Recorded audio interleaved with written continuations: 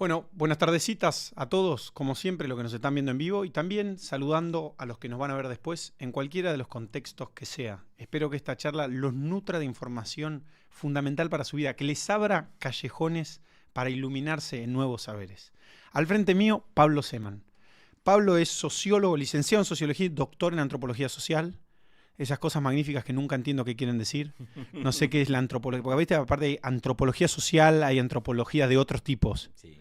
Después Antropología biológica y digamos más vinculada a la formación en arqueología, en lo que aparece en el imaginario, huesos, la hominización, el nacimiento del hombre, la aventura del hombre, ¿no? Y los antropólogos sociales investigamos por ahí muy fundados a veces en esas tradiciones o amparados en esas tradiciones. Por ahí investigamos otra cosa que es estructuras sociales, comportamientos sociales, representaciones, prácticas, y yo específicamente, que no soy un antropólogo que se haya dedicado a las cosas que uno tradicionalmente, imaginariamente, se ubican como lo propio de la antropología, que sería los pueblos originarios, sí. No sé, más atrás, el proceso de dominización. Bueno, ese no es mi especialización, pero también es cierto que la antropología, digamos, se fue especializando cada vez más. O sea, la antropología, que era una ciencia colonial y era una especie de sociología de ultramar, entonces los europeos iban a ver sus colonias y tenían las colonias como un prototipo de la antigüedad. Después empezaron a hacer otras cosas. Y en la medida que empezaron a hacer otras cosas, eso se cruzó con la sociología, que teóricamente era como la ciencia que estudiaba el desarrollo social en la modernidad, ¿no? Entonces ahí hay muchos cruces entre antropología y sociología, y de hecho yo empecé a estudiar antropología porque empecé a estudiar religión y de alguna manera veía que una de las grandes transformaciones en la Argentina era la transformación del mundo religioso. Y entonces ahí me empecé a trabajar con un método que era implícitamente el método que usan los etnógrafos, aunque yo ni tenía idea de qué era una etnografía. Pero yo me empecé a hacer entrevistas en la puerta de la iglesia, después los fieles de las iglesias me invitaban a las casas. Para explicar un segundo cómo funciona, porque para cerrar la introducción, Pablo es, aparte, investigador del CONICET en UNSAM, en la Universidad de San Martín, es docente de grado, docente del posgrado. Escribió distintas cosas, trabajó sobre religión mucho, publicó este último libro que lo voy a mostrar acá, permiso, que se llama Vivir la Fe, lo publicó la editorial Siglo XXI. Es un libro que trabajó mucho tiempo, digamos, me estaba contando ahí antes de arrancar, pero que lo terminó publicando hace no tanto. Y la experiencia de lo que vos haces en muchas cosas, lo que hace el sociólogo, el antropólogo social, es acercarse a un cierto conjunto de personas y entender cómo funciona. Sí. ¿Sería más o menos en castellano? Sí, y en el caso específico de los grupos religiosos, yo me di cuenta que no tenía mucho sentido ir con un cuestionario o preguntar en la puerta de la iglesia. Entonces me encontré con fieles de iglesias evangélicas, me invitaban a su casa a tomar un mate, iba conociendo y dije, bueno, pero yo lo que tengo que hacer es convivir más con la gente. Entonces me fui transformando de sociólogo en antropólogo, y esa proximidad, sí, ¿no? que me permitió conocer la particularidad de un grupo y traducirla para la masa, para el mundo académico y para el resto de la sociedad. Bueno, eso es lo que teóricamente creo yo que debería ser un antropólogo, más allá de que el término traducción lo estamos usando acá metafóricamente y no vamos a ponernos en finuras. No, ni hablar. Y hay formas de aproximarse al sujeto de estudio o al colectivo de estudio, ¿no? Digamos, porque debe haber, como toda ciencia social, no es algo que aislás, no es una ciencia exacta, te debes sentir vinculado, te debes a veces confundir, a veces transmitís sesgo tuyo propio. Hay como cositas para intentar evitar eso, ¿no? Hay cositas para evitar, los cachetazos te ubican. Porque cuando yo empecé a trabajar esto, que la verdad que yo tenía como muy buena voluntad hacia los grupos religiosos, pero al mismo tiempo yo vengo de una formación laica, donde no recibí educación religiosa, donde, digamos, eso me resultaba muy distante, y aparte la sospecha del mundo académico en esa época con los evangélicos que eran lo peor del mundo. Entonces yo me acercaba y no había forma que mis acercamientos iniciales no fueran los de un tipo que estaba pateando puertas. Entonces, yo tenía ahí dos alternativas, decir, bueno, esto confirma que todo lo que yo pienso de ellos es verdad porque ellos no me reciben, o tengo que pensar que tal vez yo no me estoy presentando correctamente y tengo que encontrar otra pauta de diálogo, y bueno, finalmente eso es lo que yo pensé, que ya fue el primer hallazgo de investigación. Fíjate cómo tocas la puerta, ¿no? Y ahí sí empecé, y claro que me encontré con gente que me abrió las puertas amabilísimamente, siempre y cuando yo no fuese a patear las puertas, ¿no? Vengo en nombre de la ciencia, ¿no? No, ni hablar. Siento que mientras vos lo contás, no tiene nada que ver, pero justo ahora que estamos en contexto electoral, me parece que sí. Hay algo del trabajo de militante, del militante de base, que es el militante en general, del tocar timbre, por ejemplo, ¿no? En la cultura del pro el timbreo, que tiene este ejercicio de ir a intentar entender y obviamente arriba intentar entender e intentar persuadir. Y que hay como algo de esa rutina, cualquiera que sea militante, hay mucha gente que sigue esto que lo es, sienten eso un placer. Es una explicación medio rara decirte, como entender a alguien, conocer algo nuevo, ver qué está pensando, discutir. ¿Te pasa esa adrenalina? ¿Había algo de lo que a vos te acercaba a ese mundo que era como esa cosa de lo nuevo, de qué le pasa a este dentro de la capocha? Yo creo que vos lo pusiste en una palabra que a mí me gusta, que es la idea de placer. Hay un placer para poder representar, que es lo que intenta hacer un militante. Tenés que tener primero la posibilidad de comprender, y para poder comprender tenés que hacer un agujero y romper tus comprensiones previas, ¿no? Yo cuando milité y timbreaba, que también hice eso, nos pasaba eso, aunque quizás nos pasaba menos, porque nosotros teníamos unas ideas muy fijas acerca de lo que eran los demás, entonces no dejábamos entrar mucho la presencia del otro. Yo lo aprendí eso como investigador, y digo, hay un placer de que se te rompan los prejuicios. No es un placer para todo el mundo, pero es un placer, ¿no? Y yo creo que a muchos militantes les pasa eso. Hay otros que no, hay otros que se frustran y tocan el timbre y no encuentran lo que ellos esperaban encontrar y se enojan. Y no creo, digamos, esto no es privativo de ninguna cultura política en especial, aunque probablemente, y yo creo que hay una especie de escuela contemporánea de las militancias que se han especializado en escuchar, ¿no? Claro.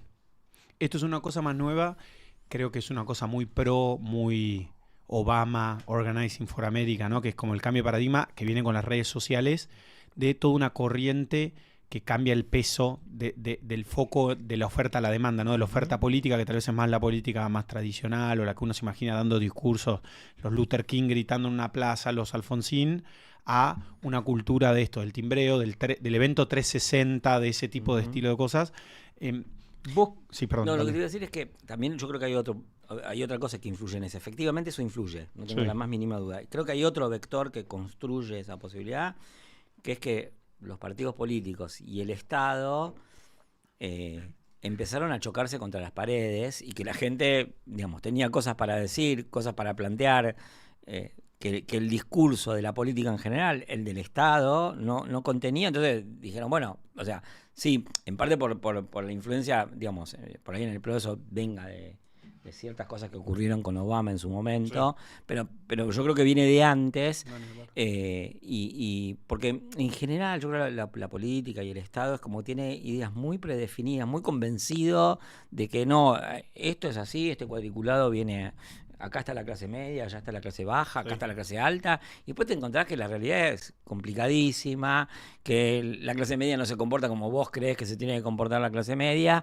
Y entonces ese dispositivo de escucha que han desarrollado los partidos políticos también responde a esa crisis de la capacidad de representar, y está bien, hay algunos que aceptan con placer que les quemen los papeles. Claro. Vos en una entrevista en La Nación Más con Luciana Vázquez hacías un argumento, ya que estamos hablando de representación para quedarnos un poco acá, de que el kirchnerismo es como una secta que fue grande y se terminó en chica y tiene una distancia o como digamos, un distinto diagnóstico con respecto a cuánto representa o no, ¿no? Y tal vez un proceso de una licuación de la representación. Quedémonos desde este foco que lo estamos viendo. ¿Crees eso y cómo crees que fue ese proceso, cómo se fue dando? Te diría del 2009 para acá, para decirlo de alguna manera. Mira, a ver, primero que la idea de secta grande yo se la robé a un amigo que tiene o tuvo una militancia trotskista, que yo creía que era de él, pero en realidad es de un intelectual vinculado a la izquierda que se llama Horacio Tarcus, creo que es él, pero que lo aplicaba a ciertos partidos políticos que crecen y que creen que son mucho más de lo que son, ¿no? Ese es el origen de esa idea de secta grande. Yo la aplicaba al kirchnerismo porque yo creo que al kirchnerismo le pasó una cosa que es, como pudo hacer oficiales sus puntos de vista, creyó que esos puntos de vista eran compartidos por todo el mundo. Una cosa es oficializar algo y otra cosa es realmente haber ganado la cabeza y los corazones de la gente para ese punto de vista. Sí. Y cuando vos confundís tu capacidad de oficializar con haber entendido, haber llegado a los corazones, haber ganado la cabeza de la gente, en esa confusión vos te vas volviendo cada vez más chico. Porque yo te puedo decir, mira, esto es así, porque nosotros lo venimos estudiando hace 50 años y la historia de la Argentina es así. Bueno, y la gente que recibe esa bajada de línea dice, bueno, está bien, esto es lo que yo tengo que decir porque estoy en la escuela, o esto es lo que yo tengo que decir porque estoy en tal contexto. Pero después no lo piensa. Y después lo que termina pasando es que quien se frustra con que el hecho de que oficializar no es tener acuerdos, empieza a gritar más fuerte en la confusión de que, bueno, oficialicémoslo más, ampliemos la oficialización de este punto de vista. Yo creo que un poco al kirchnerismo le pasó eso. Esto más allá de que, a ver, el problema de la secta grande es que, como no es una secta chica, no se da cuenta que está en un espacio acotado de representación. Y entonces, por ahí, para gente que viene de una tradición de izquierda, que eran el 5%, llegar a tener el 30% es muchísimo. Claro. Un montón de gente que viene de izquierda, que fueron trotskistas, fueron comunistas, fueron izquierda nacional y popular, que no tenían ni el 5% de los votos, claro. Y entonces se sienten nuevos ricos de los votos con el 30%. Ahora, al peronismo, el 30% es una vergüenza, ¿no? Entonces, ahí está un poco la cosa de la secta grande, que es, por un lado, confunden oficialización con hegemonía y por el otro lado se conforman con muy poco y no entienden que tienen que ampliar esa capacidad de representación y no quedarse en ese 30%, que para alguien que viene del 5% es muchísimo, pero para alguien que tiene que construir mayorías es poquísimo. Frenemos la pelo, porque ahí está diciendo cosas interesantísimas. Oficialización y hegemonía, ¿no? Oficialización, porque hay cosas en donde es más gris saber, ¿no?, cuál es el legado del kirchnerismo, la batalla cultural o la instalación del discurso kirchnerista, ¿no? Entonces, probablemente si vos tenés una maquinaria de ecosistema de medios públicos o privados financiados con dinero público, que está todo el tiempo emitiendo una comunicación que dice que la inflación no existe, que la inseguridad es una sensación, bueno, la gente dice, che, a mí no me pasa eso, yo me doy cuenta, esto, vos me lo repetís como en la escuela, pero yo compruebo en la realidad que hay inseguridad y que hay inflación. Ahora, hay otros discursos que sí permeó el kirchnerismo y que logró, no sé si hegemonizar, pero ordenar la conversación por un pedazo grande.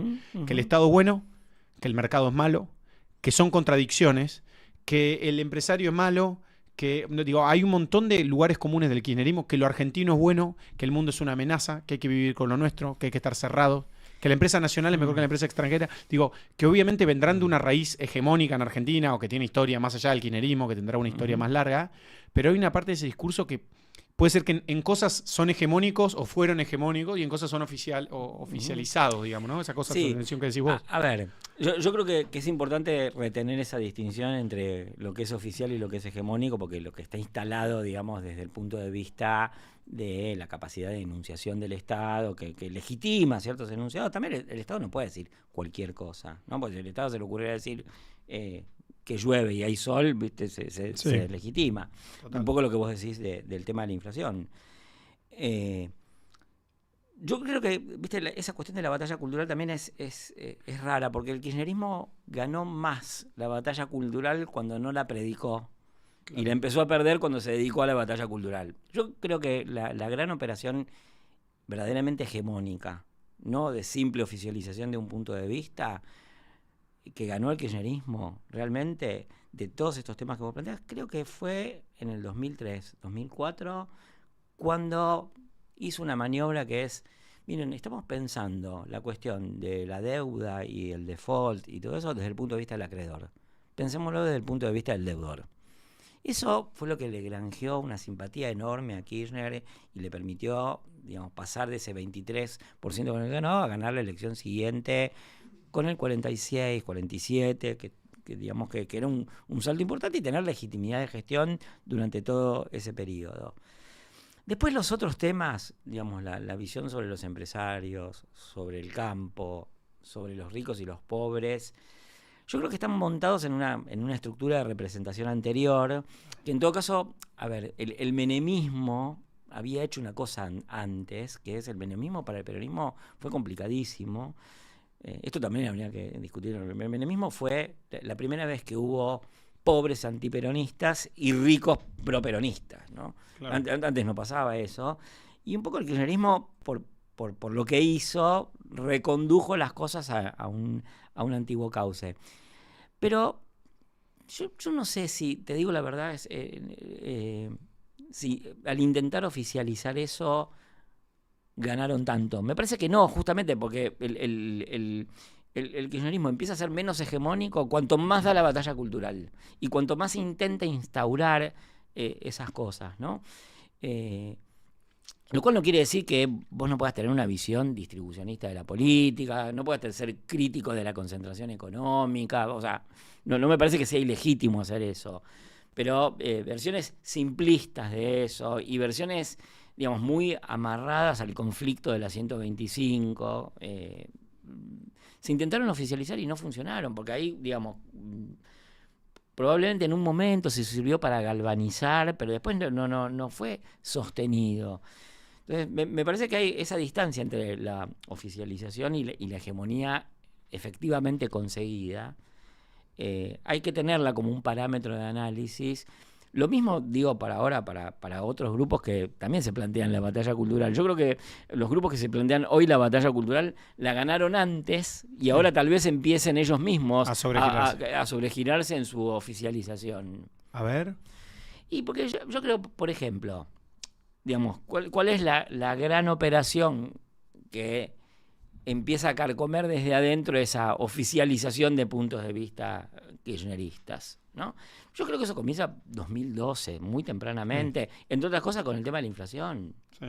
¿No? Porque, digamos, ahí vos decís, miren, yo digo que no hay inflación. Bueno, pero hay inflación. Sí. Y entonces hay algo que justamente es una época en que empiezan a funcionar más las redes sociales, hay una especie de rebelión epistémica que es ni los diarios ni la información oficial son creíbles si no dicen la verdad. Claro. Entonces, la operación que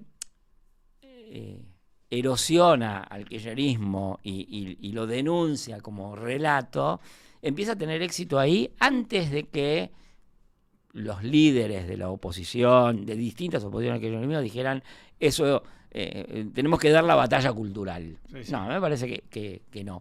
Y después está, o sea, y ahí hay otra cosa que es, todo el mundo intenta oficializar cosas, no solamente el kirchnerismo. Y después está la complicación esta que es la gente hace mezclas que no son irracionales. O sea, a ver, para ponerlo en un tema concreto, mucha gente que puede ser crítica de la concentración económica y que piensa que el Estado tiene que tener un papel importante en la economía, no deja de ser gente que piensa que su esfuerzo vale. Claro.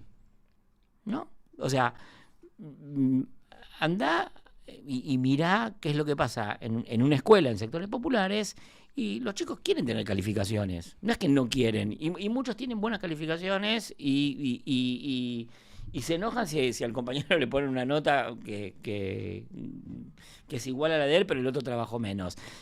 Otra cosa que, digamos, y eso en su momento hasta Cristina Fernández de Kirchner lo apuntó, la gente que trabaja y recibe muy poco se compara con los que reciben planes sociales y piensa que hace un esfuerzo mayor, pero que eso no está reconocido. O sea, muchísima gente, y además yo no creo que la gente que reciba planes sociales no trabaje para nada, pero lo que digo es, toda la gente, inclusive las de los sectores populares, incluso los que buscan una asistencia del Estado transitoria o lo que fuere, también creen en su esfuerzo. No son las únicas personas del mundo que creen en el esfuerzo, digamos, los empresarios exitosos. Y eso me lleva a mí a decir que el pueblo argentino es individualista, mercantilizado, horriblemente adaptado a las instituciones del mercado. No. Entonces, ahí hay un problema que es que la política intenta oficializar unilateralidades que en la cabeza de la gente funcionan distinto, y digo tal vez ese sentido común no sea insensato. Pues pasaste por arriba varios temas, pero Sí, quiero hacer foco en uno, no pasa nada, que es mérito. ¿Cómo configurás la idea de mérito en el contexto de lo popular, ¿no? Porque hay como una discusión bastante grande, sobre todo diría a partir de la victoria de Mauricio en 2015 para acá, sobre una discusión de la idea de mérito. Desde la cultura popular, Woz diciendo no me hables de meritocracia, que esa mierda no funciona, que es sin igualdades, y el kirchnerismo diciendo quieren un país donde haya un poco... ¿Por qué configurás, por qué pensás que se armó esta idea del mérito como una mala palabra o como algo... ¿Y por qué para en muchos sectores, como decía, sectores populares y demás, no representa, digamos, y vos, sobre todo en el mundo evangélico, o sea, que laburaste mucho vos? Mira, a mí me parece que nosotros tendremos que no ceder a ninguna imagen de sentido común de las que circulan en nuestros ambientes y en las cosas que leemos, ¿no? Y creo que, a ver, la crítica del kirchnerismo a la idea de meritocracia que proponía en su momento Macri cuando llega, tenía un núcleo que le permitía ganar algunos corazones, no era simplemente un enunciado en el vacío, porque había un núcleo pasible de crítica que es, ¿qué estamos pensando con meritocracia? ¿Un reconocimiento al esfuerzo, a las capacidades, o un reconocimiento a la cuna y a la estirpe, ¿no? Entonces, el kirchnerismo podía, digamos, en nombre de su propia posición antimeritocrática, captar una crítica popular que es una crítica a, digamos, somos todos iguales, pero hay algunos que son mejores que otros, ¿no? Pero justamente esa posición digamos, de la gente, que está presente en sectores populares, que está presente en las clases medias, no es una posición tan monolítica, tan lineal, tan unilateral, que diga, miren, sí, nosotros criticamos los privilegios, pero no dejamos de pensar que si yo me esfuerzo vale la pena. Que vale la pena esforzarse, ¿no? Y eso es una cosa que digamos, esa mezcla entre individualismo y solidaridad social, ¿no? Eso está presente yo diría, en muchos sectores sociales de Argentina de muy diferentes maneras. Y entonces... Que es distinto a otros lugares, ¿no? Es distinto a Brasil, es muy distinto a otros lugares de Latinoamérica, ¿no? A mí me parece que, en general, en los grandes países de América Latina, estoy pensando con poblaciones... Colombia, México, Brasil, Argentina. México, Brasil, Argentina... En urbanizaciones relativamente recientes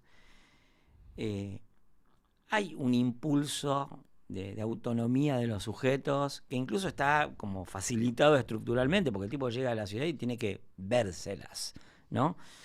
Obviamente que hay toda una combinación de esfuerzo individual y familia que siempre está presente. Y a mí cuando yo digo que no hay que ceder a las imágenes de sentido común es, yo no quiero ceder ni a la imagen que me propone por ahí a veces el kirchnerismo, que es decir, ves que la gente está contra el mérito. No es así, y tampoco eso es lo que vos dijiste inicialmente, ni quiero ceder a la imagen de sentido común, que es, si la gente cree en el esfuerzo, entonces son meritocráticos en el mismo sentido que les decía Mauricio en 2015. No, yo creo que es otra cosa. Ahí están las tentativas de la política de capturar algo que es un proceso y captan una partecita del proceso.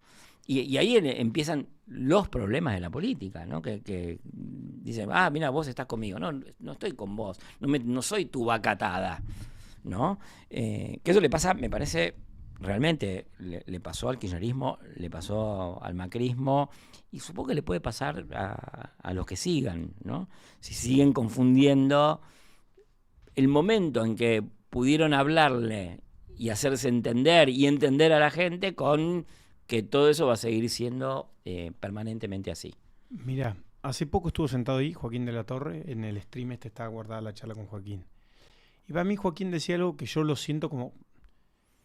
no me gusta citarlo cuando él no está, porque si no parece como que lo estoy bardeando cuando no está, pero como un poco peligroso en su mirada que me resuena con lo que vos decís, ¿no? Como que él me decía... Argentina piensa así, como nosotros. ¿Viste? Yo me doy vuelta, veo a Argentina y Argentina piensa que hay que cagar a tiro los chorros y que hay que ir a fondo, ¿no? A todo o nada. el discurso más de la campaña Patricia. Y a mí en general me tiende a llamar o a sonarme el timbre con esa frase que vos decías. Guarda con confundir tus ideas con hegemonía, ¿no? Guarda con confundir lo que vos representás con lo que todos piensan. Es un problema de los partidos y de las fuerzas ese. ¿Viste? Como, pienso inclusive hasta en la coalición cívica. Vamos a usar otro ejemplo para no caer en la polémica. La coalición cívica como un espacio que dice, yo represento un montón. ¿Y qué representás? El 20 y pico que sacaste hace unas muchas elecciones, el 1.8 que sacaste hace casi una de las últimas, el 3 y pico que sacaste en las del 15, en las últimas. Digo, ¿cuál representación real hay de la coalición cívica, digamos? La gente en la calle dice, yo soy red de la coalición cívica, o no. Y los uso para corrernos de la polémica. Cuando las fuerzas políticas se ponen así medio en dueña de la verdad, es preocupante porque se arrogan una representación que genera toda una serie de efectos dominós. ¿Coincidís con eso? Sí, sí, porque aparte me parece que contemporáneamente las visiones de largo plazo, identitarias, y que implican una idea de la sociedad, una idea de la historia, una idea de los objetivos que tienen los partidos políticos, no logran contemplar el hecho de que la gente va aprendiendo todo el tiempo o va cambiando de opinión todo el tiempo, que es fragmentaria. Entonces se vuelven mucho más discutibles las capacidades de los partidos políticos para guiar a la sociedad. Y en realidad pienso en una cosa también muy, muy vieja, que ya se sabía, que la hizo un investigador del mundo popular en la sociedad británica de los años 30 a los 60, ¿no? Que el tipo decía, bueno, una cosa es la ideología de los dirigentes del Partido Laborista y otra cosa es la ideología de los trabajadores. Claro. Y él mostraba la ideología de los trabajadores y decía, bueno, esto no es exactamente lo que piensan los dirigentes laboristas. No. Y eso que los dirigentes laboristas no eran radicales, hiperideologizados, incapaces de negociar con los que representaban, ¿no? Entonces, esa distinción existe hace mucho tiempo, pero al mismo tiempo hoy se volvió más necesaria que nunca, porque efectivamente lo que vos decís es la tentación de los dirigentes políticos, además de partidos políticos que se arman de un día para el otro, con procesos de discusión hasta coartados por la velocidad con que se tienen que decidir las cosas. Entonces no hay suficiente elaboración. Entonces, en general, a todo el mundo le pasa que tiene un momento de felicidad, digamos, de interpelación exitosa, y después siguen y bueno, y van dejando jirones en el camino, ¿no? Entonces, lo que vos decís es más necesario que nunca tener esa prevención. Nadie tiene, cada vez menos alguien tiene la verdad en esa pluralización de las opiniones. Después hay que ver si eso está bien, está mal, si conviene, qué sé yo, no lo sé. Suena como un elogio a la moderación, es verdad esto. Yo pienso también lo mismo, ¿no? Como que cada vez hay menos verdades absolutas, ¿no? Creo que la época de las verdades absolutas, con la caída del muro, y donde había 2 o 3 verdades, ¿viste? Era el capitalismo, era el comunismo, era un paquete completo donde te vendían todo. Era la economía, era una mirada de la vida en tu hogar, era una mirada, la socialdemocracia poner en medio, pero esos paquetes se rompieron y hoy el mundo está como hiperfragmentadísimo. Me hiciste acordar de una cosa que, digamos, que vos suponías que yo creo que realmente no es así, pero si vos pensás que yo me equivoco, decime. Que es la idea de cerrarse al mundo que se le adjudica al kirchnerismo, ¿no? Por ahí algunos kirchneristas no quieren exportar, no sé la verdad. Pero en todo caso, yo conozco, por ejemplo, empresarios, pymes o pequeños o medianos empresarios que pueden no ser macristas, pueden ser críticos del macrismo, pero no piensan que no hay que exportar, ¿no? Inclusive trabajadores. Una vez me pasó en el barrio donde estaba haciendo la investigación que citaste ahí, en el 96-7, cuando fue uno de los grandes shocks externos que amenazó la convertibilidad, un tipo del barrio, que era un barrio donde la gente se dedicaba a armar las zapatillas que se vendían en general en el interior, en talleres donde traían las piezas y los tipos cosían y pegaban, ¿no? Y el tipo, un día me encuentra por la calle, yo vivía en el barrio, y el tipo me dice, bueno, pero ahora que pasó esto, no me acuerdo si era el tequila o la crisis del sudeste asiático, realmente no me acuerdo. El tipo dice, ahora que pasó esto, acá vamos a estar más jodidos, ¿no? Entonces, el tipo no era un inversionista de la bolsa del sudeste asiático, pero al día siguiente tenía la pauta y el tipo pensaba que el mundo era su escenario. Total. ¿No? Entonces, era otro momento, ¿no? No sé si será mitad de los 90, pero inclusive te lo tomo. Yo creo sí que la realidad demuestra que en los últimos años hubo un sesgo antimundo. Y es muy difícil pensar, por poner que la gente no está en contra de exportar, pero tal vez está en contra de importar y es como, no existe una sin la otra, o sea, como un poco ese juego. No sé si es tanto hegemonía, digo, o sea, te tomo la derecha, es decir, no sé si la mayoría de la gente está diciendo en la calle que no, pero hay como discursos comunes. Al mismo tiempo que hay experiencias de que ciertas aperturas importadoras fueron muy problemáticas, entonces, bueno, sí, no. Total, sí, puede ser, pero digo, también hay como de estos discursos que combaten, digo, no hay una hegemonía clara, ¿no? Pero esta cosa como anti-inglés, ¿viste?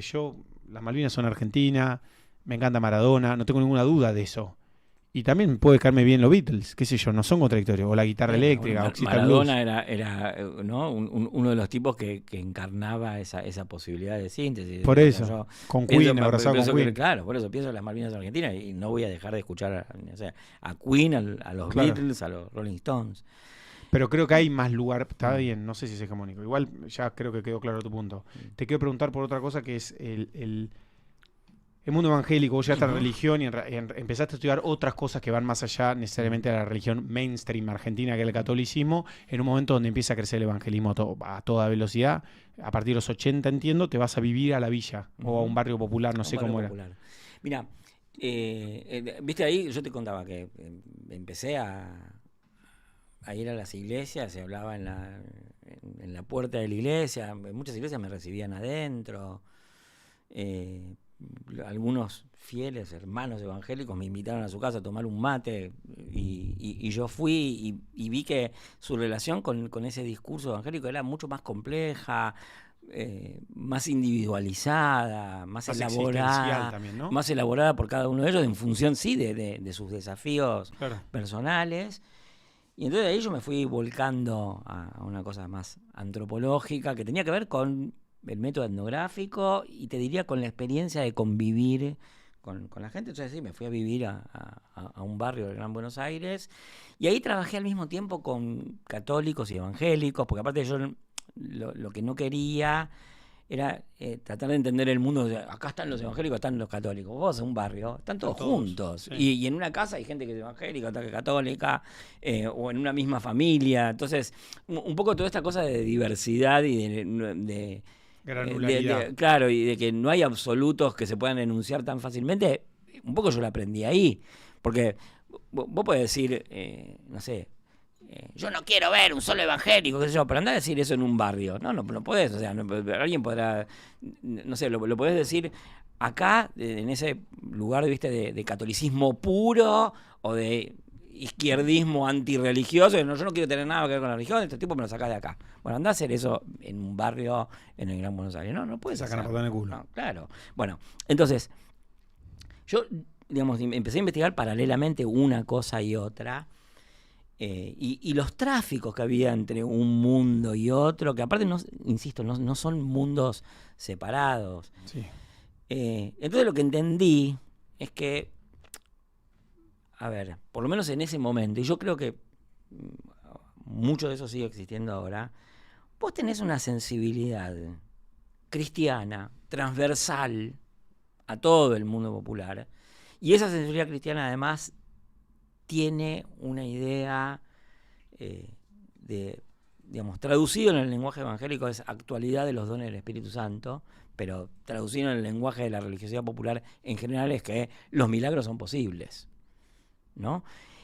Esa experiencia, esa premisa rige la vida de muchísima gente en los sectores populares, sean o no evangélicos. Los evangélicos son los que mejor entendieron eso y son los que mejor pueden capitalizar y lo organizan. Pero aparte no es que lo organizan, que viene un tipo y dice, bueno, vamos a distribuirnos, vos vas acá, vos vas allá y después todos me remiten a mí. No, vos lanzás una palabra... Pum. Decís, hay actualidad de los dones del Espíritu Santo, a mí me pasó esto no se puede explicar si no es porque actuó el Espíritu Santo, y hasta otro tipo que lo escucha y dices, che, ¿sabés que a mí me pasa lo mismo?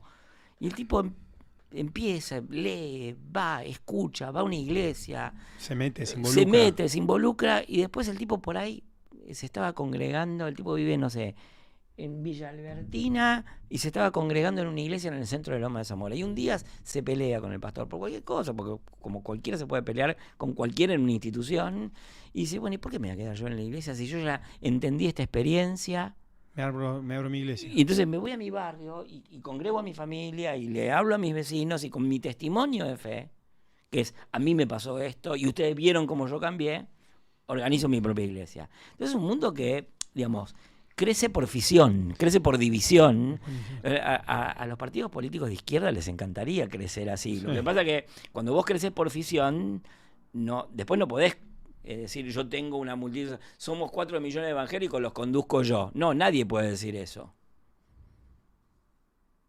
Ahora, esa experiencia y ese modo de organizar esa experiencia, las dos cosas, sí crean más de 4 millones de evangélicos. O sea, yo calculo que deben estar entre el 15 y el 20%. Mierda. Entonces somos, digamos, tendremos que contar que hay 8 millones de evangélicos.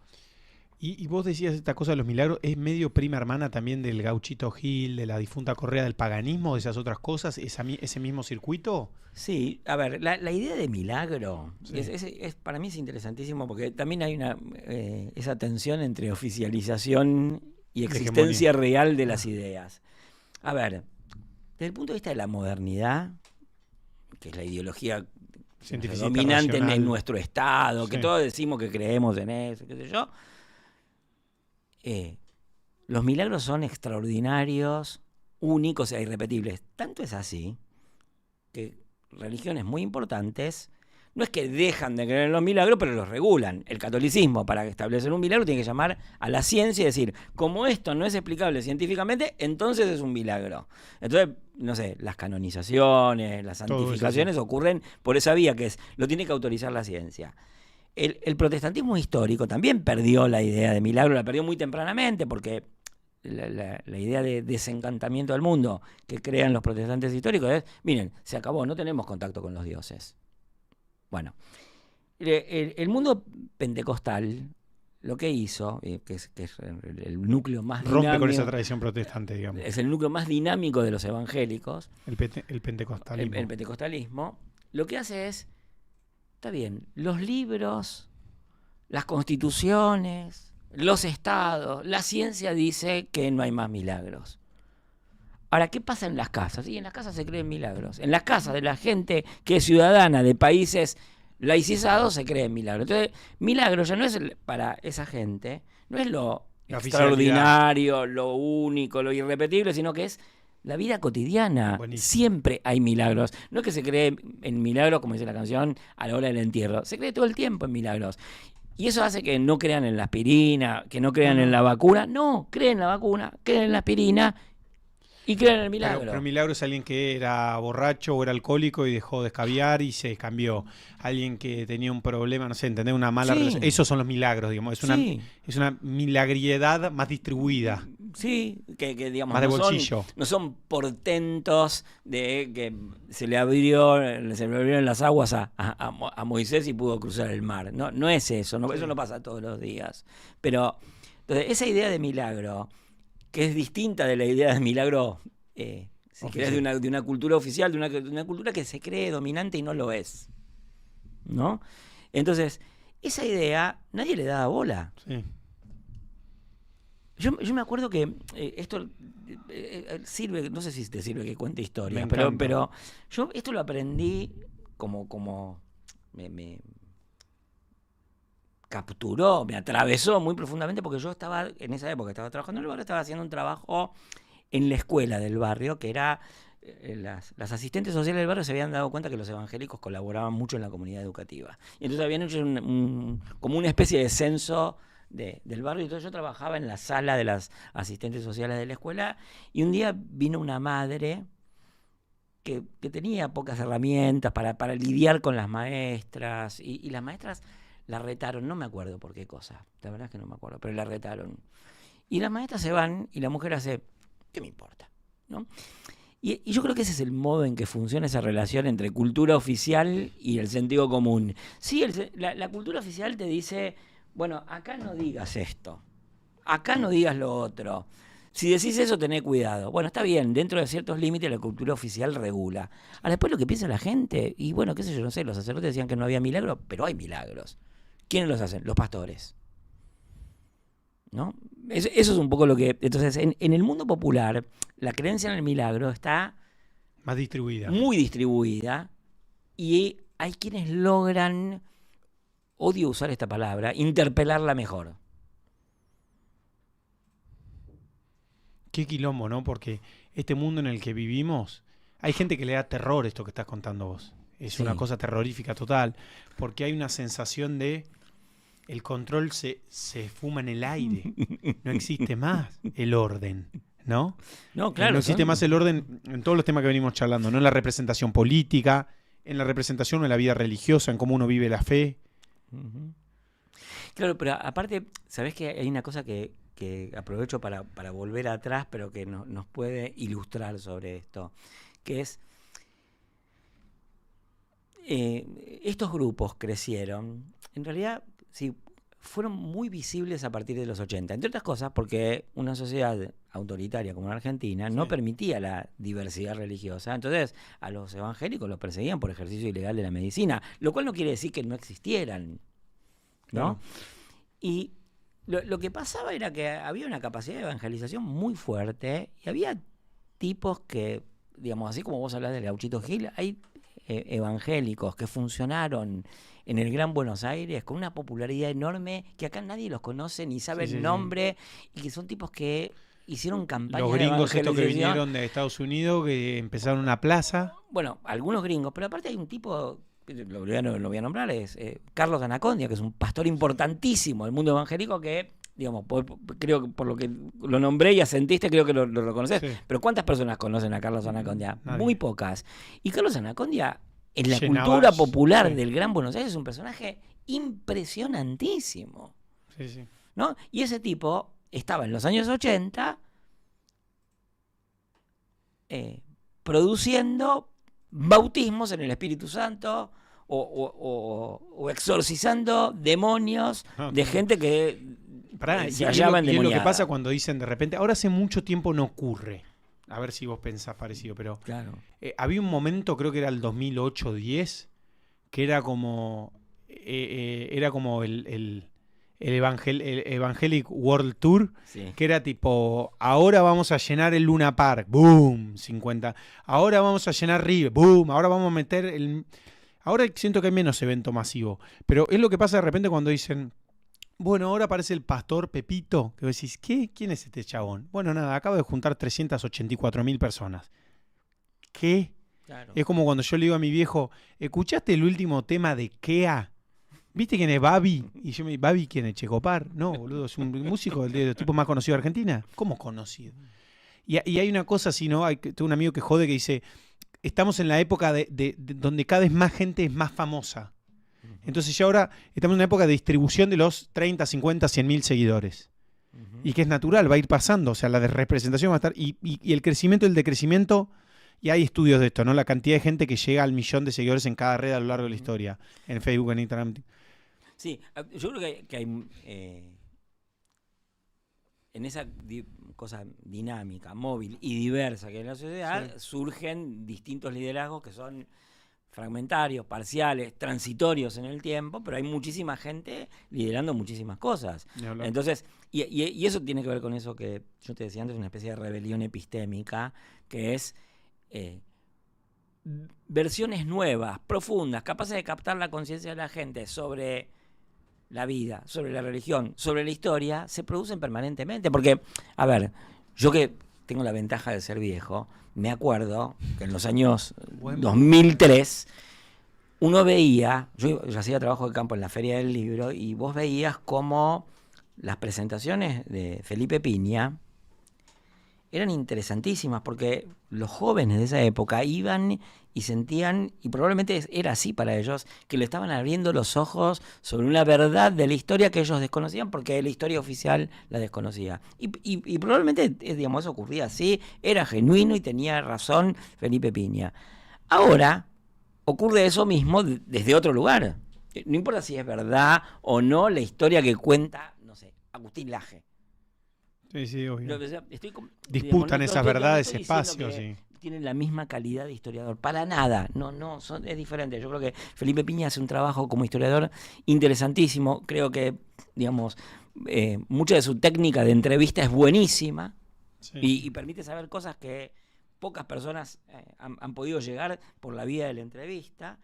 Pero a lo que voy es, hay como intelectuales de masas que instituyen cada 10 años, cada 20 años, nuevas verdades. Dentro de eso también están los liderazgos religiosos de todo tipo, porque también están, cosas más parecidas a la nueva era, que también, digamos, no es solo el Gauchito Gil o los pastores evangélicos, sino también hay un montón de productores discursivos de la nueva era. Ahora algunos se agotaron un poco, como era Estamateas, como fue en su momento Ari Paluch, Claudio María Domínguez, que entran, viste, en un circuito que, bueno, ya su producto se consumió demasiado. Pero hay relevos de eso, y además como cada uno vive en su propia burbuja, que es un poco lo que vos me contás que pasa con tu papá, el que no conoce a este músico joven, ¿no? Claro, tenés que estar muy atento para conocer a todos, pero hay un montón de tipos que en esa burbuja de 100.000 o de 1.000.000, que igual es poquísimo, 1.000.000 es poquísimo en Argentina. Sí. ¿Qué porcentaje de la población argentina? 1.000.000. Pues es una cantidad enorme de gente, pero es un porcentaje muy bajo de la población argentina. Y este país da para varios liderazgos de varios 100.000. Sí, sí. Muy bueno, dijiste una bocha de cosas que... Quiero intentar pasearte por varios temas, quiero cumplir, que no nos queda tanto para llegar a la hora, igual podemos ir un ratito más, pero vos creés, y tal vez te pongo en un aprieto preguntándote esto, pero... Cualquier cosa paso. ¿Vos creés, no podés pasar, digamos, vos creés que el rol del evangelismo en la vida cívica argentina es positivo? Vos, habiendo estudiado tanto a este sujeto, durante, que yo, 40 años, tu balance de lo que genera esta corriente de creencia milagrosa que vos decías, de forma de vivir la realidad, de forma de experimentar la vida, ¿es positiva? ¿Es un saldo positivo? Sí, yo creo que sí. A ver, quiero complejizarlo un poco, si se puede, con palabras simples, pero es... Dale. La gente no está en un solo lugar y en una sola creencia. Entonces, la gente tiene relaciones más complejas con las instituciones religiosas. Cada institución religiosa cuenta a cada participante de su actividad como propio. Como hacen los partidos. Este es propio. Bueno, y después el propio está en otro lado, ¿no? Entonces, eso pasa. Entonces, te porotean alguno que claro, entonces, pasó digamos, distraído. No es que todos los que dicen que son evangélicos son exclusivamente evangélicos, ni se comportan como pretende el pastor que se comporten. O sea, desde abajo hacia arriba ocurren cosas también, ¿no? Eso habría que tenerlo en cuenta. Pero, o sea, si esto impide tener la imagen de que hay una burbuja evangélica que desde una pirámide controla todo y todo el mundo se comporta igual y todo el mundo se comporta como dicen los pastores, eso no ocurre. Pero sí, muy buena parte de la influencia evangélica en la sociedad argentina ha tenido que ver en muy buena parte hasta ahora con pacificar relaciones en el grupo familiar, en el entorno social inmediato, con pacificar a los sujetos con ellos mismos. Porque, digamos, yo conozco decenas de creyentes que atraviesan... Ahora todo el mundo habla de problemas de salud mental. Yo conocí decenas de creyentes que se odiaban a sí mismos, que digamos, yo los podía ver desde el psicoanálisis. Lo que yo más estudié en mi vida fue psicoanálisis. Claro. Y además, digamos, mi experiencia como paciente me enseñó muchísimo a vivir. Pero esa gente no tenía esa herramienta, ni podía creer en esa herramienta, ni se podía disponer, o sí, o no importa, pero pudo, digamos, dejar, como una vez le escuché decir a un pastor que no tenía más de segundo grado, ¿verdad? Yo no me desbautizo gritando contra mis problemas. Y era genial lo que él decía, ¿no? Y bueno, también eso, digamos, encaminar vidas rotas, individuales y familiares, es una contribución importantísima que hacen los evangélicos. Y lo han hecho de muy diversas maneras, porque aparte, yo que llevo, digamos, 30 años de eso, sé cómo lo hacían en iglesias chiquitas hace 35 años y sé cómo lo hacen en grandes iglesias ahora. Y alguien podrá decir, y yo creo que tendría razón, diría, mira, sí, pero no está correctamente contemplada una perspectiva de género. Puede ser. Al mismo tiempo yo tengo que decir, en temas de violencia doméstica, en los años 90, quienes más se preocuparon por mujeres fueron los evangélicos. Y de hecho, vos te encontrás, claro, eso no es ni siquiera oficial del mundo evangélico, pero sucede que en esa época, ahora también, pero en esa época, asombrosamente para mí, había muchas pastoras evangélicas en los barrios. Mujeres. Hoy al día hay muchísimas. Hay muchísimas. Pero ya en esa época empezó a haber. Entonces decís, bueno, por ejemplo, en una religión que le da un lugar clave a las mujeres en la liturgia. Tal vez el rol está más estanco en el sentido de qué rol ocupa en la dialéctica, pero al mismo tiempo también le da lugar. Estás queriendo decir eso, ¿no? Como puede ser que en cosas no sea tan progre, tan moderno, pero en otras cosas guarda. Sí, pero aparte, porque en esa época, por ejemplo, en el mundo evangélico, mientras en el mundo católico progresista no sabían qué hacer con la epidemia de HIV, porque, estaba la orden de no autorizar el preservativo, pero después algún cura decía, bueno, qué sé yo. Claro, pero los evangélicos sí lo aceptaban. Entonces, eso no quiere decir que después, por ejemplo, y ocurrió en Brasil, en buena parte de Brasil, tampoco ocurrió en todo Brasil, ni con todos los evangélicos de Brasil, hubo una derecha, reacción, ¿no? y una especie de neoautoritarismo que empezaba por los hogares o eso, por algunos eso, planteos. ¿Eso es muy particularmente brasilero? Sí, también yo creo que hay que, lo que nosotros vemos desde acá, sobre lo que ocurre en Brasil con los evangélicos, lo vemos a partir de lo que ocurre con las grandes iglesias y con los discursos más vociferantes de algunos pastores de las grandes iglesias. Está bien. Mi no profesor de portugués, evangélica, una mina recontra religiosa, o sea, una mina que profesaba o sea, que tenía un nivel de fe total, la mina más positiva, más piola que escuché. O sea, una brasileña que viene a Argentina, se enamoró de un argentino que bailaba tango y se vino a vivir acá. Recontra evangélica. Y fue la primera a mí que me desarmó un poco el prejuicio de la cultura popular. Bueno, yo después hice un proceso, acá por este stream pasó Osvaldo Carnival, que es uno de los pastores que es referencia tal vez de los pastores argentinos del mundo evangélico. Y ella fue como la primera que a mí me acercó más al mundo evangélico, como decía, mira, pará, escuchá. Creo que a mí hay una cosa, a mí me genera una simpatía total, ¿no? A mí mucha gente me jode que yo soy evangélico en estilo y en forma. Y me pasó muchas veces timbrando que me dicen, no, testigo de Jehová, no, te agradezco. ¿Viste? Como vas a tocar una pasada, yo soy grandote, me hay un personaje raro. Pareces un testigo, un mormón. Un foráneo, claro, un foráneo. Y aparte yo capaz que ando de camisa y ¿viste? Me decís como, ¿qué es ese uno de camisa medio en la villa? ¿Qué está haciendo este loco? Y a mí una cosa que me genera simpatía del evangelismo, que me es muy afín en este sentido, la cosa medio protestante también, como esta idea de la transformación, cuando el catolicismo lo veo como una cosa más de la culpa y del estancamiento y del statu quo, que es como la valentía del vivir y transformar. Y hasta todo el tiempo la pedagogía del cambio, ¿no? Y yo que soy cambiemita, me habla de alguna manera. Obviamente me da susto, yo siempre se lo preguntaba acá a Osvaldo en el stream, o sea, mi vieja tiene una pareja que es mujer y a mí me gusta que ella pueda elegir vivir en sociedad y que la sociedad la respete por su decisión, mucho más allá del cariño que le tengo yo.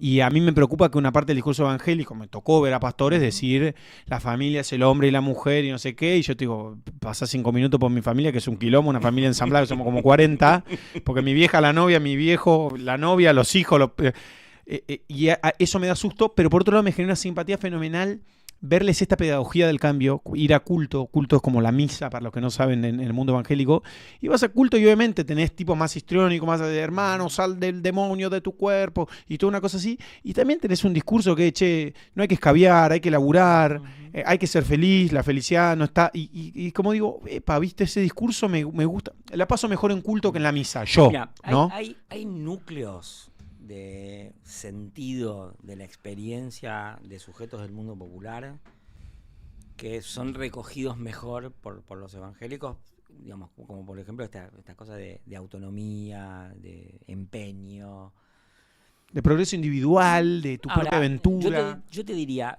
eso tampoco está totalmente afuera en el catolicismo, porque justamente yo que vi vasos comunicantes, oleoductos entre una y otra cosa, vos te encontrás que, inclusive por la influencia de los evangélicos, hay algunas cosas en el catolicismo que cambiaron hace mucho tiempo. Pensá una cosa, que hay un grupo, ¿no? Una tendencia religiosa que son los llamados neopentecostales, que antes de que aparecieran en el mundo evangélico, aparecieron en el mundo católico, en Estados Unidos, donde dijeron, pero los pentecostales se olvidaron de lo que decían, de la actualidad de los dones del Espíritu Santo, lo vamos a decir nosotros. Y esos grupos que se llamaron a sí mismos neopentecostales del catolicismo son el movimiento del catolicismo más grande del catolicismo, que es la renovación carismática. Entonces, a lo que voy es... me parece difícil cortar el mundo por denominaciones religiosas. Yo lo que veo es que el mundo evangélico le trajo a la experiencia de mucha gente algo que aparece ya directamente en otros lados y que además eso resuena con un impulso a la mejora individual que al mismo tiempo no es una ruptura de solidaridad ni con el barrio, ni con el grupo. Por ejemplo, yo te decía, las asistentes sociales de la escuela del barrio donde yo vivía descubrieron que quienes más colaboraban con la comunidad educativa eran los evangélicos, ¿no? Entonces no es que los tipos se individualicen y se autonomizan y practican una especie de individualismo posesivo que digamos es atribuido, no sé, a los protestantes del 1500 y algo. Bueno, claro. Parece eso es otra cosa. Los evangélicos contemporáneos no son los peregrinos del Mayflower o los capitalistas originarios de Alemania. Es otra cosa. Me quedan 30 preguntas ahí, pero quiero cerrar porque creo que también la gente que pruebe distintos gustos de Pablo, digamos, y que si quiere saber más de esto puede ir a buscar otras cosas que están preguntadas o están dichas en algunos otros lugares. ¿Cómo es la experiencia? Porque después de entraste a los barrios populares, viviste, te metiste en el tema evangélico-religión, pero también fuiste tocando de costado otras cosas como la cumbia, el trap, el reggaetón, la cumbia como fenómeno social y todo eso. Y fuiste uno de los primeros tal vez que se metió en Argentina con evangélico y con este tema. ¿Qué fue lo que descubriste con la cumbia y qué fue lo que te interesó del tema? Me metí con la cumbia después de meterme con el rock. Okay. Y cuando me metí con el rock me pasó una cosa, que yo en esa época, yo tenía 30 y pico y venía de una cierta escucha musical y me encontraba con que mis amigos decían, no, todos estos pibes que escuchan toda esta música ahora son todos fachos, qué sé yo qué. Yo en general tengo un problema que es que cuando escucho que algo lo dicen demasiadas veces, sospecho y entro a ver, che, ¿cómo es esto? Entonces, en lugar de quedarme en esa conformidad, fui a ver lo que pasaba con el rock. Y me encontré con que el rock de los 90 en los sectores populares era una de las expresiones de protesta que para mí anticipaba lo que iba a ser la protesta contra los 90 en los 2000. ¿El rock para vos de los 90 era que el rock de garage, el rock chabón? Lo que llamaron el rock chabón, que yo también lo llamé el rock chabón, pero digamos que era una forma, una escucha popular del rock. Que va desde Bersuit a... Claro, porque no tiene que ver con géneros ni eran desde banditas de barrio, Intoxicado, Vieja Loca, Intoxicado, Viejas Locas, pero también era la escucha que se tenía de Los Redondos. Yo siempre cuento este ejemplo que es Los Redondos cantaban A Brillar Mi Amor, y era como una especie de crítica al Star System del rock, y yo una vez escuché pibes de un barrio decir: vamos la Villa Amor, vamos la Villa Amor. O sea, su interpretación del tema transformaba ya no el sentido, sino la fonación de las palabras. Entonces, ese rock que empezó a crecer en los sectores populares era sobre todo una escucha y una apropiación del rock. Después llevaron otros oídos, después llevaron otras voces y otras ejecuciones, y salieron un montón de cosas de ahí. En ese contexto me empecé a fijar en la cumbia. Y me empecé a fijar en la cumbia villera, que era otra de las expresiones, digamos, de protesta que había contra los 90, que era una crónica, o sea, a sí misma no se llamaba canción de protesta, pero lo que yo decía es, si ustedes quieren escuchar una canción de protesta sobre lo que está pasando, es eso. Era una crónica descarnada de la realidad, que ocurría. Entonces ahí es que yo me metí bastante con la cumbia y... digamos, después pasaron muchas más cosas con la cumbia, que es que me la tomé en serio, y no solo a partir de las letras, sino a partir de que, digamos, ¿por qué está tan extendida la cumbia? Bueno, la cumbia está tan extendida no por las letras, la cumbia está tan extendida por el ritmo, porque permite bailar, porque permite 1000 ensambles muy diferentes, y entonces es muy apropiable para distintas posibilidades técnicas que tienen la gente que hace música. simplifica hasta cosas complejas. Digo, el paralisa del tiriri. Claro, pero aparte vos podés juntarte, o sea, con todo tipo de instrumentistas en diversos tamaños y escalas de banda.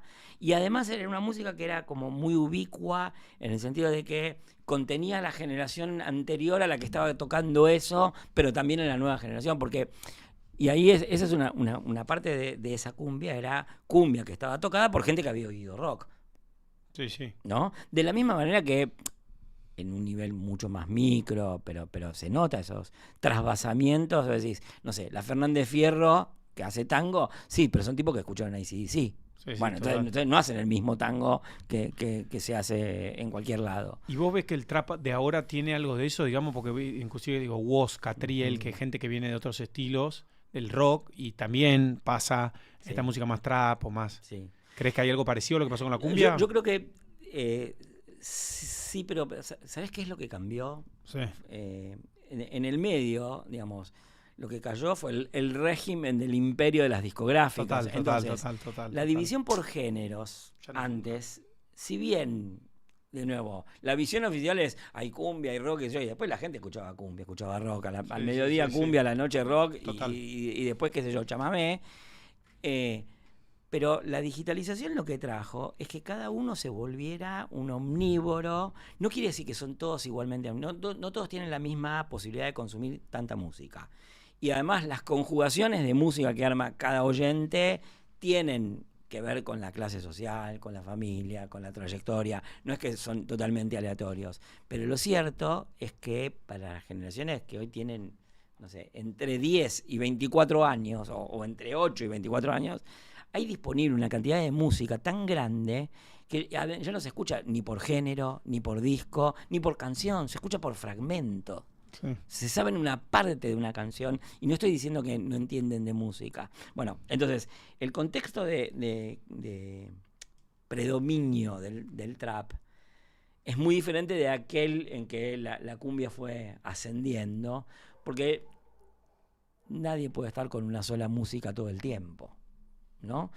Y después hay otra cosa, que es que yo creo que lo de la cumbia tuvo un desarrollo tan fuerte en Argentina, en buena parte comparable al que tuvo el funky en Brasil, que, digamos, funcionó como una especie de impulso endógeno que retrasó la presencia del trap, porque yo me acuerdo que cuando yo estaba estudiando cumbia acá, ya estaba investigadores del extranjero, ya existía el rap, eso, claro, pero después vino el rap hecho desde otros lugares.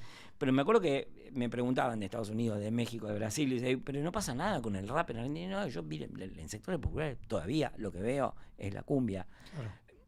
2000, 2003, 2004, 2005. Entonces el trap fue emergiendo a partir de eso. Pero si vos, por ejemplo, escuchás la crónica de la emergencia del RKT, que es lo que hace Elegante, o como si vos lo escuchás a Elegante contar cuáles son sus referencias en la música, el tipo tiene un pie muy fuerte en la cumbia. La cumbia en Argentina, digamos, marcó... Es lo más popular del país, en ese sentido. Sí, probablemente sí. También hay que ver, porque en nuestro pobre federalismo... No, el folclore, estamos dejando fuera otras cosas. Claro, ¿no? O sea, folclore, claramente. La música que escuchan los sectores populares en las ciudades, en las grandes ciudades del interior del país... Pero quiero decir popularidad en el sentido de que... de popularidad en el sentido de consumo popular, pero popularidad en sentido de difusión. Digo, vos vas a un boliche, hay una cumbia que dice, lo bailan las rochas, también las chetas, como digo, lo baila... la piba de la villa y lo bailan en el boliche en la costanera. Sí. Esa difusión no sé si lo tiene tanto otro estilo que no sea la cumbia en otro país. No, creo que no, y además yo creo que hay algo que tiene que ver con el ritmo. No lo sé, eso tendría que investigarlo. ¿Qué es lo que hizo que fuera tan diseminada la cumbia? Porque incluso vos podés decir, mira, en un momento en la clase media se apropiaron de la cumbia casi en plan bizarro, de compré un papagayo y pongo cumbia, que era una cosa un poco denigrante, qué sé yo, pero por otro lado, después vos te encontrás con mucha gente que no, digamos, escucha seriamente la cumbia, la acoge seriamente en su cuerpo, y además no es solamente esa cosa que por ahí hay una cosa de clase media, progre, ilustradísima, que dice, ay, yo escucho cumbia, y ¿qué escucha? Y la de Delio Valdés. Bueno, está bien, o sea, pero ¿no? Ráfaga te estoy diciendo, Sí, sí. ¿no? Y realmente yo creo que ha sido enormemente acogida. Hay algo que, aunque no tenga nada que ver, porque realmente no, tienen poco que ver el mundo evangélico con el mundo de la cumbia, pero hay objetos de la cultura que están construidos de manera tal o surgen o se arman de manera tal que les es más fácil esparcirse. A ver. Por ejemplo, la cumbia, decís. No, pero te voy a subrayar lo que te dije antes, que es la idea de que el milagro implica una transformación que produce la acción de Dios sobre mí y que eso me autoriza a predicar, ¿no? Que el sacerdocio es universal, debe ser universal. Eso hace que el contenido de la ideología religiosa vaya de la mano de una propuesta organizativa de la religión que la hace más fácil de difundirse. Buenísimo. ¿No? Bueno, la cumbia es en otro sentido, tiene lo mismo, digamos. Su contenido musical está asociado a una forma de organización de la música. Distribución. Claro, y además eso viene en una época que también hubo otra transformación que es importantísima, que es, además de la digitalización, el abaratamiento de la producción de música en cuanto a interfaces, desde, qué sé yo, en la época que yo empecé esto, los portaestudios eran un mito y se empezaban a comprar y todo el mundo se podía comprar un instrumento o equipo de sonido. Creó mercado, supply side, o sea, con la oferta ordenó. Vino adentro del propio contenido también una forma de distribución y demás. Te quiero cerrar, buenísimo todo lo que charlamos, te quiero cerrar con esto, el último tramo de lo que te venís dedicando, que es Milei. Sí. Y qué está pasando con Milei.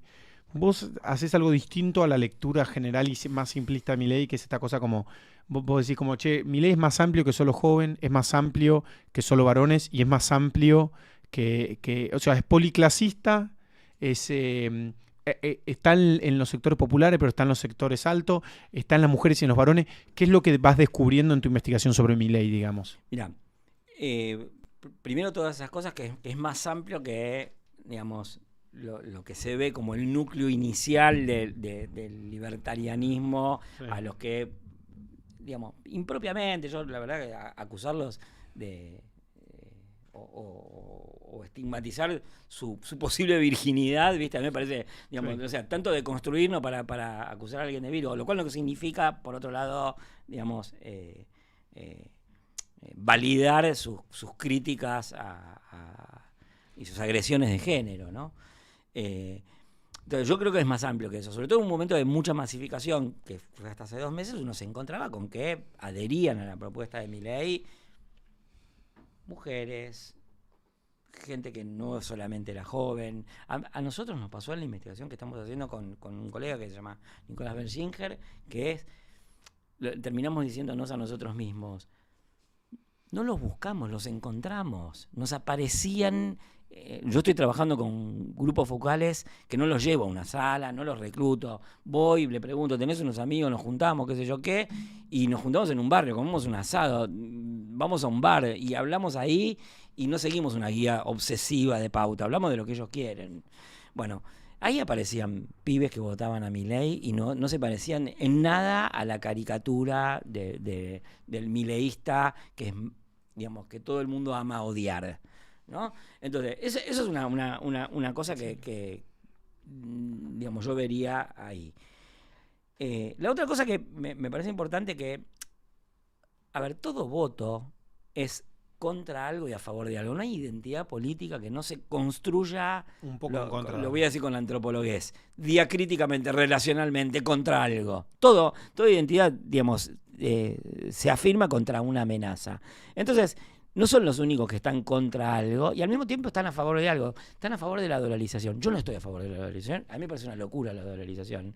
Pero no me parece incomprensible porque ellos quieren la dolarización y no me parece más simplista la dolarización que otras ideas políticas que yo oigo circular y que me digo, ¿a quién se le puede ocurrir esto? ¿No? Entonces,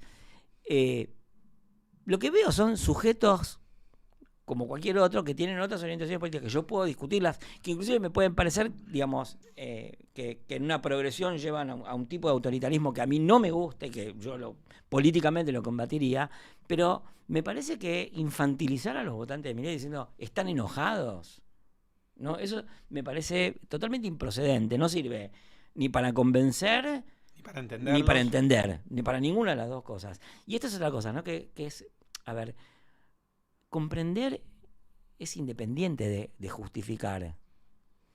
Comprender es entender los motivos del otro, punto. Y eso es importante hacerlo porque las personas no son objetos físicos que se explican que este vaso se mueva porque yo lo empujo para allá.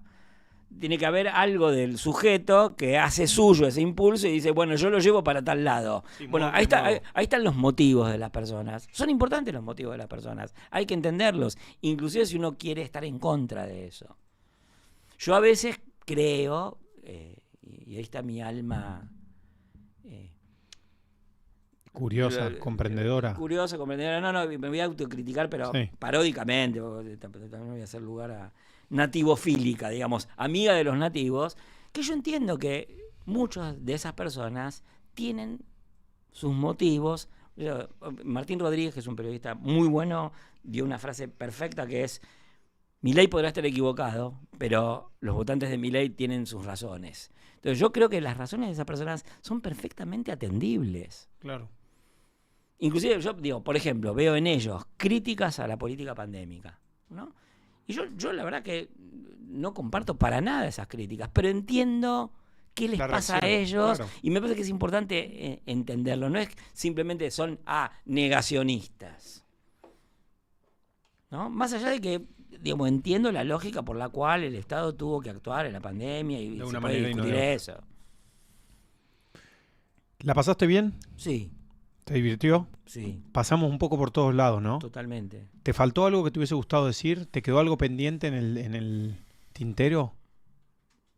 No sé, no creo que... O sea, hablamos de muchísimas cosas. No fue una clase. Siento que en general a la academia... Vos sos igual un tipo que surfea a las dos, pero a veces le queda un poco incómodo el tiempo porque podríamos habernos tomado 3 horas para hablar solo de uno. 3 horas para hacer otro. No, pero eso sería un aburrimiento para las personas que nos oyen y para mí mismo. No, por favor. Bueno, querido, muchas gracias. Espero que les haya interesado. Si les interesa Pablo, lo pueden leer. Sobre todo, escribe mucho en Anfibia.